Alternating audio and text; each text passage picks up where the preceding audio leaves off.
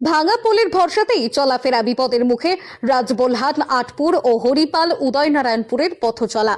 হুগলি জেলার রাজবোলহাট থেকে আটপুর যাওয়ার একমাত্র রাস্তার উপর অবস্থিত একটি কংক্রিটের পোলটা স্থানীয়ভাবে যেটিকে পীরতলার পোল নামে চেনে সবাই, তা গত 1 বছর ধরে ভাঙা অবস্থায় পড়ে রয়েছে। শুধু আটপুর নয়, উদয়নারায়ণপুর থেকে হরিপাল যাওয়ার বাস বা টোটো যাতায়াতও এই রাস্তাকে ঘিরেই নির্ভরশীল। ফলে এই পোলের ভেঙে যাওয়ায় গোটা অঞ্চলের যোগাযোগ ব্যবস্থা কার্যত বিপর্যস্ত।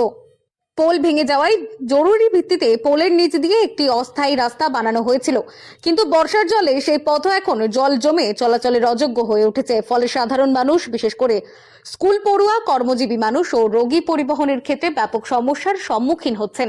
সাইকেল বা বাইক নিয়ে যাতায়াত করতেও বাধ্য হচ্ছেন এই ভাঙা পোলের ওপর দিয়েই, যার যে কোনো সময় সম্পূর্ণ ভেঙে পড়ার আশঙ্কা রয়েছে।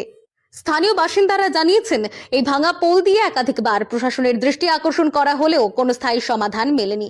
অথচ এটি শুধুমাত্র একটি গ্রামীণ রাস্তার সেতু নয়, এই অঞ্চলগুলোর জনজীবনের সাথে ওতপ্রোতভাবে জড়িয়ে থাকা যোগাযোগের একমাত্র মাধ্যম।